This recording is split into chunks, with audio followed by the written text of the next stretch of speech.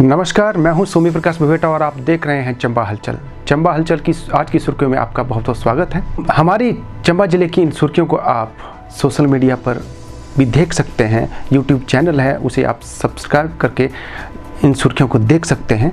Facebook पर भी हम अपडेट डालते हैं, वहाँ पर भी आप इन सुर्खियों को देख सकते हैं।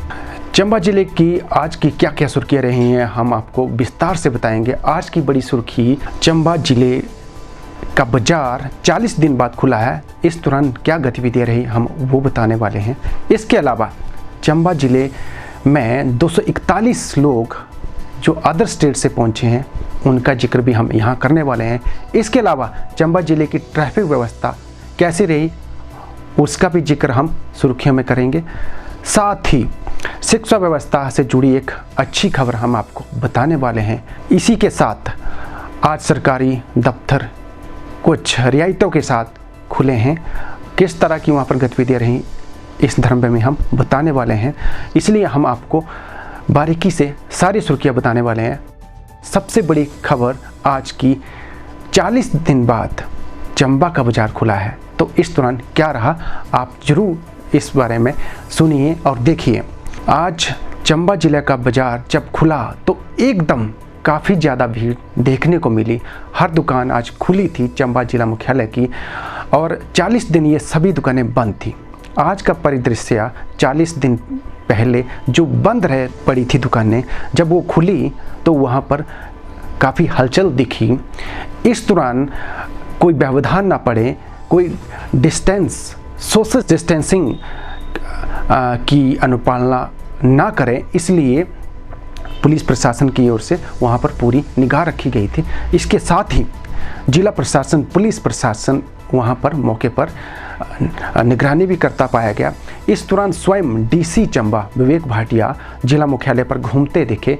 साथ ही एसपी चंबा, डीएसपी चंबा, इसके अलावा आईपीएस प्रोफेशनल वो भी चंबा जिला मुख्यालय पर तमाम व्यवस्था को देखते रहे। इसके साथ ही एसडीएम चंबा खुद मौके का जायजा ले रहे थे ताकि सोशल डिस्टेंसिंग की धज्जियां ना उड़े।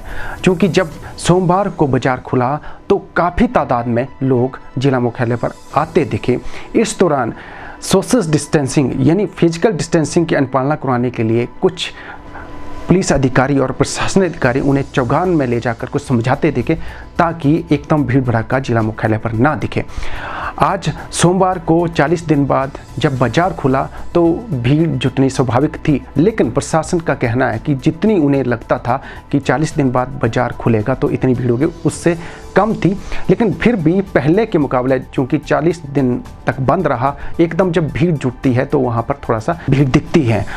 फिलहाल प्रशासन और पुलिस इन पर पूरा नज़र बनाए रखे हुए था। इस बात का भी जिक्र करना चाहूँगा कि पुलिस प्रशासन, जिला प्रशासन आज की जो व्यवस्था रही है इस तरह में एक मीटिंग करेगा, उसके बाद अगला क्या निर्णय होगा वो भी आपको हम बताएंगे।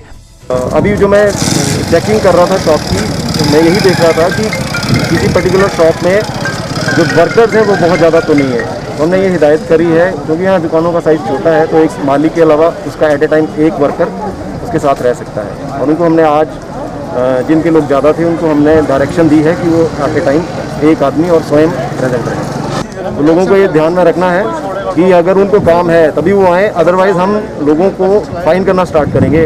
144 अभी भी लगी हुई है और 115 का जो 111 का जो उल्लंघन करेंगे उनके अगेंस्ट हम उनका फाइन करेंगे। सर, कुछ वाहन जो बाजार में घूम रहे हैं तो उनके खिलाफ क्या कार्रवाई है? देखिए, जो बाजार में बिना परमिशन के घूम रहे हैं उनका हम चालान करेंगे और उनको इम्पाउंड करेंगे। और जो परमिशन के साथ है उनको तो डिस्ट्रिक्ट एडमिनिस्ट्रेशन द्वारा परमिशन मिली है। सर, कोई दुकानदार बिना मास्क के सर पाया जाता है, जो बिना मास्क के पाया जाता है उसका हम चालान कर सकते हैं और हम रिकमेंड करेंगे कि उसकी दुकान जो है बंद कर दी जाए। हमारे आज जैसे कि मार्केट्स को हमने थोड़ा सा रिलैक्स किया है, तो उसमें थोड़ा सा ये अपेक्षित था कि लोग बढ़ चढ़कर इतने दिनों से जो अंदर बैठे थे वो कुछ किसी कारण से या कुछ बिना किसी कारण के बाहर निकलेंगे। ये चीज़ जो थी बिल्कुल एक्सपेक्टेड थी। आज हम वही देखने आए थे कि हमारी अगर जो व्यवस्थाएं हैं उसमें कहाँ कमी है। तो जो हमने देखा, ठीक है, उसमें कुछ जगह पे आज जो थोड़ी सी भीड़ है वो थोड़ी सी है, तो हम बार बार इसीलिए लोगों से रिक्वेस्ट कर रहे हैं कि आप एक तो बिना वजह ना निकलें बाहर। अगर आपको कोई शॉपिंग करने का मन कर रहा है तो आप 2 या 3 दिन वेट कर सकते हैं, क्योंकि मार्केट्स खुली रहेंगी। और थोड़ा हमारे दुकानदार हैं, उनको भी तैयारी करना है, उनको करनी है, उनको अपना सामान ठीक कर रहे हैं। तो कोशिश ये करें कि अगर बिना वजह अगर बाहर ना निकलें तो अच्छा रहेगा। दूसरी बात यह है, अगर आपको बिल्कुल अगर कोई समस्या है जिसका आपको निराकरण करना है, तो जो हमारी जो पुलिस के सभी हमारे जो ऑफिशियल्स हैं, जैसे जैसे आपको गाइड कर रहे हैं, उनके साथ पूरा कोऑपरेट करें और फेस मास्क पहन के और अपना सारा सोशल डिस्टेंसिंग करके तब बाहर निकलें। अगर आपको आपकी जो चीज़ है, ज़रूरत की चीज़ है, अगर आपको आपके घर के पास मिल सकती है तो आपको चौगान वार्ड में आने की ज़रूरत नहीं है। आप कोशिश करिए कि अपने घर के पास से सामान लेके अपने वहीं पे रहें। ये हमें जो आदत है, हमें जो लग रहा है कि ये अब सारी स्थिति सामान्य हो गई है, अब हम जो मर्ज़ी चाहे कर सकते हैं, ऐसा कुछ नहीं है। इसमें सिर्फ ये है कि अब जो हमें कोरोना के साथ साथ जो है अपने आप को जीना सीखना पड़ेगा। और जीना किस तरह सीखना है, जो उसके सबसे पहली चीज़ हम बता रहे हैं, अपना हैंड वॉश करते रहें, सोशल डिस्टेंसिंग रखें। आज हम देख रहे थे कुछ लोग एक दूसरे के साथ साथ चले हुए, ये चीज़ जो बड़ी घातक हो सकती है। तो अपना बचाव रखें, अपने आसपास वालों का सबका बचाव रखें, और हम आप सबको आपकी एक स्वस्थ जीवन और आने वाले अच्छे दिनों के लिए हम आपको शुभकामनाएं देते हैं। चूँकि 40 दिन बाद जब दुकानें खुली हैं तो काफ़ी लोग कुछ खरीदारी के लिए जब निकले तो वो अपनी गाड़ियां भी लेके आए थे, लेकिन उन्हें नहीं मालूम था कि उन्हें 0 पॉइंट से आगे नहीं जाने दिया जाएगा। तो इस दौरान पुलिस ने जगह जगह नाके लगाए थे और जो बिना वजह बाज़ार की तरफ निकले थे अपना सामान लेने के लिए, जिनके पास नहीं थे आवाजाही के लिए, तो उनको बाज़ार में एंट्री नहीं मिली। इसकी वजह से काफ़ी वाहनों की लाइन, चाहे वो सरोल साइड देखा जाए या बरमौर साइड देखा जाए, तो चारों तरफ जहां मतलब जो डिस्ट्रिक्ट हेडक्वार्टर चंबा है, जो वाहन लेके निकले थे उन्हें एंट्री नहीं मिलने की वजह से उन्हें वहीं रोका गया जहां तक मतलब उनका दायरा था। तो कई लोगों के इस दौरान चालान भी किए गए, काफ़ी वाहन बॉन्ड भी किए गए। चंबा ज़िले से आज ये खबर मिली है कि ट्रैफिक नियमों का अनुपालना नहीं करने पर 30 लोगों के वाहन जब्त किए गए हैं। इसके अलावा 2 दर्जन से भी अधिक लोगों के चालान किए गए हैं। तो आप समझ सकते हैं कि पुलिस इस वक्त पूरी सख्ती के मूड में है। अलग अलग जगह पर नाके लगाकर लोगों के वाहन जब्त किए जा रहे हैं जो बिना बेवजह घर से निकल रहे हैं और बिना पास सुविधा के घर से बाहर वाहन लेके निकल रहे हैं। चंबा हलचल मीडिया नेटवर्क आपसे बार बार गुजारिश कर रहा है, आप बिना किसी काम के घर से बाहर ना निकलें। यदि आप कहीं जा रहे हैं तो सोशल डिस्टेंसिंग की अनुपालना अवश्य करें और बिना मास्क के नहीं निकलें, अदरवाइज आपके खिलाफ पुलिस कार्रवाई कर सकती है। इसलिए आपको घर से बाहर निकलना है तो आप मास्क जरूर डालें, और यदि आप वाहन लेके जा रहे हैं तो आप बिना अनुमति के ना निकलें। अगर आपको इमरजेंसी है या आपका कोई घर का परिवार का कोई बीमार है तभी आप निकल सकते हैं, अन्यथा आप घर से वाहन गाड़ी लेके नहीं आ सकते। अगर निकलते हैं तो आपका वाहन जब्त हो सकता है। अगली सुर्खी बिजली बोर्ड से जुड़ी है। कल यानी मंगलवार को चंबा जिले के कुछ मोहल्लों में बिजली नहीं रहेगी। इसका क्या कारण है हम आपको बता रहे हैं। 5 मई को चंबा शहर के कुछ मोहल्लों की विद्युत आपूर्ति बंद रहेगी। विद्युत उपमंडल चंबा के दायरे में आने वाले एरिया की हम बात कर रहे हैं जहां पर बिजली नहीं रहेगी। ये हरदासपुरा फीडर के दायरे में आता है। हरदासपुरा फीडर के रख रखाव और मरम्मत के चलते सुबह 9 बजे से 5 बजे तक बिजली गुल रहेगी। चूँकि इस दौरान मरम्मत कार्य चलेगा, यदि मौसम ठीक नहीं हुआ तो इसके अगले दिन यानी बुधवार को यह मरम्मत कार्य चलेगा। इसलिए 9 बजे से 5 बजे तक बिजली कुछ मोहल्लों की गुल रहेगी। ये कौन से मोहल्ले हैं जहाँ पर बिजली गुल रहेगी वो आपको ज़रूर सुनना चाहिए, ताकि आपका काम प्रभावित ना हो। क्योंकि आपने हो सकता है कुछ काम करने का फैसला लिया हो लेकिन बिजली नहीं होगी तो आपको ये बात खटक सकती है। तो ये एसडीओ राज सिंह ने बताया है कि सुबह 9 बजे से लेकर शाम 5 बजे तक हरदासपुरा, मुगला, मुचियाड़ी, घूम, टिकरू, कठन्ना, लुड्डू, भुलोटा, मनकियार, क्यूना और खलानी आदि क्षेत्रों में बिजली की आपूर्ति बंद रहेगी। मैं आपको एक बार दोबारा फिर से बताना चाह रहा हूँ ताकि आपको सही से पता चल सके कि कौन से एरिया की बिजली 5 तारीख को बंद रहेगी। हरदासपुरा, मुगला, मुचियाड़ी, घूम, टिकरू, कठन्ना, लुड्डू, भुलोटा, मनकियार, क्यूना, खलानी आदि एरिया की विद्युत व्यवस्था सुबह 9 बजे से लेकर 5 बजे तक बाधित रहेगी। हमारी अगली खबर शिक्षा विभाग से जुड़ी है। शिक्षा विभाग एक प्रतियोगिता आयोजित कर रहा है। ऑनलाइन ये प्रतियोगिता होगी और अलग अलग कक्षाओं के लिए ये प्रतियोगिता होगी और इसके लिए कुछ शर्तें रखी गई हैं, उनकी अनुपालना करनी होगी। ऐसे निर्देश शिक्षा विभाग की ओर से जारी किए गए हैं। ये जो प्रतियोगिता है सरकारी और प्राइवेट दोनों स्कूलों के बच्चे इसमें हिस्सा ले सकते हैं।